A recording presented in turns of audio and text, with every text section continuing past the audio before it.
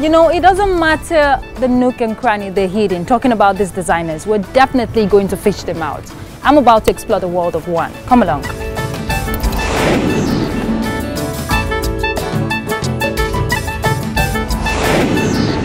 Come in.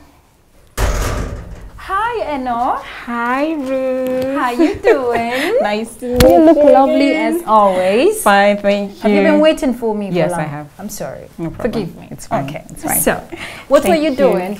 Just going through some sketches, trying to see what we could make in the next collection. We've already made this. This is what I'm wearing now. Lovely designs you have there. We're going to explore all of that. But let me do a proper introduction. Meet Mrs. Eno Okafor. She's the creative director of Diana Alavid. I got that? Yes, you got it right. Hey, okay, so, and she's into so many things, so this woman. She's a photographer. She's a model. She's into branding. Aside being a fashion designer, she's into pattern making. Please continue your paper. I do fashion illustrations as well. Basically, every single thing that has to do with the business. The chain? Yes, from the creative side to the marketing side. For pattern making, I downloaded a book from the internet and started reading it and practicing it. This was about 6.5 years ago. Was that when you went into fashion designing? Not precisely, but that was when I started pattern making that could do ready to wear. You started pattern making before fashion designing? I don't understand now. Okay, fashion design is, you know, where you come up with the concepts, you know, the design you want that particular fabric to be produced in. Yeah. Pattern making is like architecture. Okay. Where you design a house, you have all the structural elements, you say this is the size of the room and this is how this wall connects to this thing. That is what pattern making is to fashion design. So we create the patterns of a garment on paper and then when it's time to cut and sew, you just place the pattern on your fabric, cut it and you sew it. That's where you can replicate the same design 1,000 times over because you already have that basic template on paper. And you know, the first thing I know when I walked in was your ready to wear. Now these are items, you know, the setting when you get, I'm talking about them being in numbers, the same collection. When you walk into a boutique, that's what you find there. That's the practice everywhere in the world. But I was so impressed walking in and wow, this is what I'm seeing here. And now, how did it all begin? Aside you've told us about the pattern making, so but. Okay, this is the genesis of my whole journey into fashion. It started after secondary school. I had 1.5 years to spend at home because ASU was on strike and the school I was going to, FUT Mina, was on strike as well. There's always something that pushes people, right? Honestly. Okay. And then during that period, my mom had a tailoring business. So now I have this 1.5 years to spend at home and I said, okay, let me learn how to do something. Let me learn how to sew. I was like, if I'm going to sew, I might as well just sketch or design what I'm going to sew, and that was literally how it started. It was just one rational, logical decision that led to the other. It's not like as if I grew up, loving fashion and sewing clothes for my baby dolls. And no, it was just a simple 1 + 1 = 2 type of decision. And then that was how I realized, oh my God, I really, really love this thing. I had to find ways to do it. I would go to tailors and maybe learn how to sew a skirt. You know, very simple things. Even my parents were like, why are you doing fashion? You know, why do you want to do fashion? And I'm sure they won't question that again. No, they are in full support. It took them a while to get it, but now, oh my God, they are 110% behind me. They're very happy. Ready to wear. It's not everybody. A lot of Nigerians, you know, aside now, the campaign is ongoing to promote Made in Nigeria. We just want to go and pick that, you know, that's Gucci, that Chanel top and all of that. But you're into ready to wear made in Nigeria. Yeah. What were the challenging times for you? The deciding factor for me was even before I got my first job in fashion. This was after university. Let me just say I was hustling because I was doing different things. I was doing network marketing. I actually entrepreneurship is hustling now. Thank you. I was a hairstylist in a salon for like 2 months. I went to learn how to do hair. And I wasn't getting any headway. And then I remembered one Mary Mary song, I just can't give up now. Come too far from where I started from. Where I've started. Exactly. Song, yeah. I remember that moment on the staircase when that song just came into my head and I was like, I can't give up. If I drop this entrepreneurial dream, I will never go back to it. True. Because the memory I would have of it would be failure. And it would be so devastating that I'll be like, no, I don't want to experience it again. So I'm not married.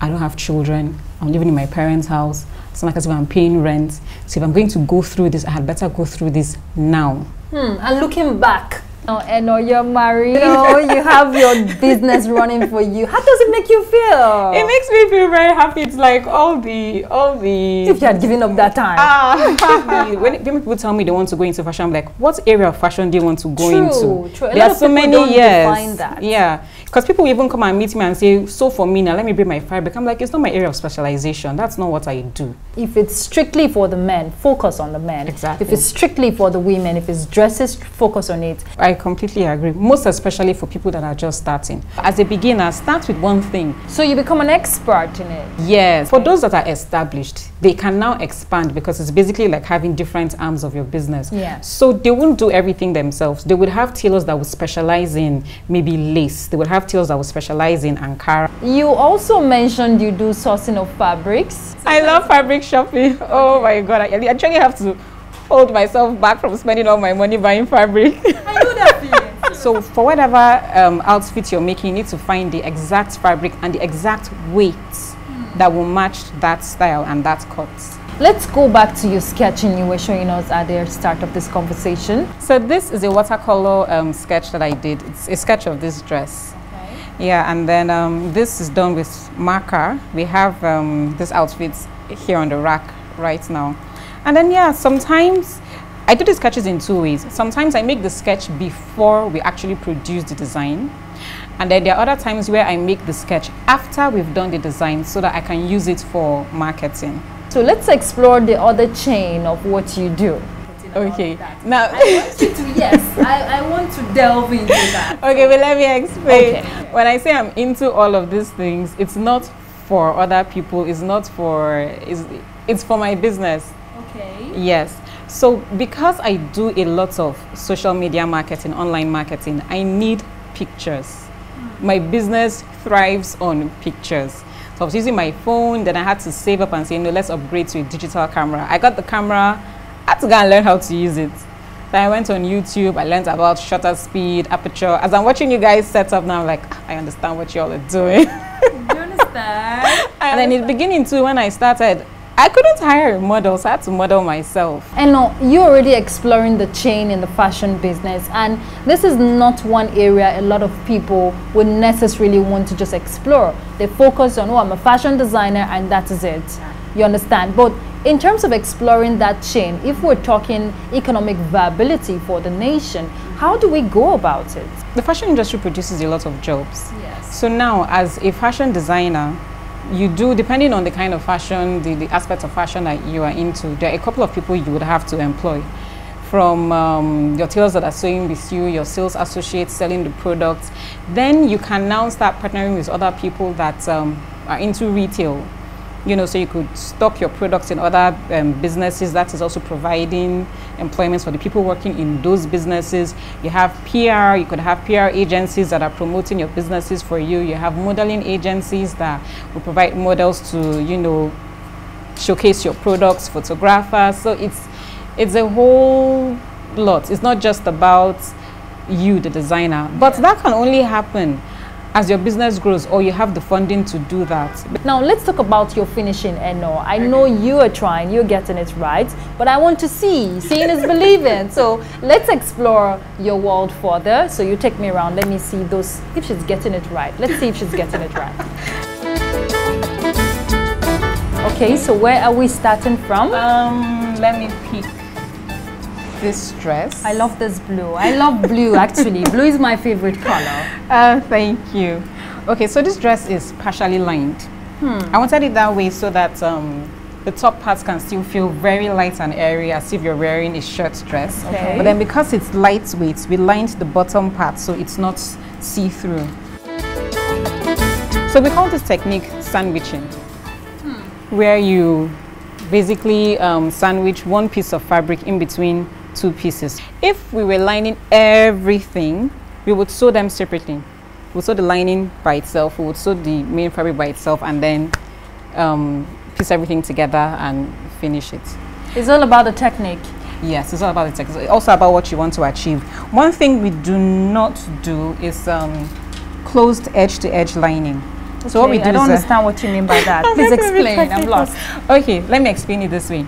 If you buy an expensive piece of, or if you go to a tailor that sews expensive Ankara or whose tailoring is expensive, you would see that your skirt or your blouse is covered in every direction. You can't see any seam. Okay. So now that is, it's difficult to do a bit and it's expensive. Not everybody can do that. Yes. I love this grain. Oh, this is a simple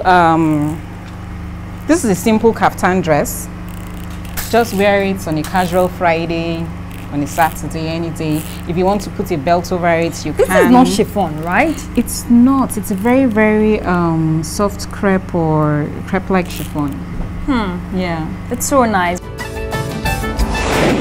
I love working with simple laces and then simple graphic details. I don't know why I like black. I like adding a little bit of black because too. From what you're wearing, there's a touch of black on it too. I don't know why. If you want to wear this during the day, just wear it with blue or black jeans. Okay. It tones it down. Yes. Then you wear your heels. It could be black heels or it could be nude sandals, you know, that you wear with it. And you're good to go. So when we hear that slogan that less is more, a lot of people still contend with it because they say sometimes you have to go overboard. Do you agree? There are some people that it's just their nature to be extra. There's nothing we can do about it. Extra loud. Thank you. Everything about them just has to be extra. But I believe that for every woman, even the woman that is all about being extra, there are days when she just wants to be simple. That's why I exist. I exist to dress such ladies. And that's why we're here to celebrate this gorgeous woman, Mrs. Eno Okafor. She's the creative director of DLV, also known as DLV Clothing. Thank you so much, darling, for allowing us to explore your world. Keep up the good work and keep promoting our brand. I want to see this brand internationally. Yeah. Say amen. Amen. Okay. Okay, so that's the chat for now. We'll take a break. Today's Star will be back, so you stay with us.